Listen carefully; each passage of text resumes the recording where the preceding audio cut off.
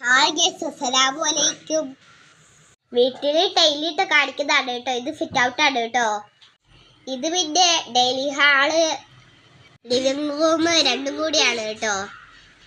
ഇത് ചെറിയ റൂമാണ് കേട്ടോ.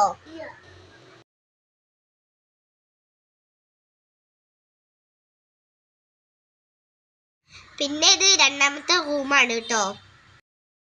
പിന്നെ ഇത് റൂമിലുള്ള ബാത്റൂമാണ് കേട്ടോ. ചെറിയ ബാത്റൂമാണ്. ഇവിടൊക്കെ ടൈല് ഒട്ടിച്ചുകൊണ്ട് ഇരുട്ടായോണ്ട് മനസ്സിലാവില്ല കേട്ടോ.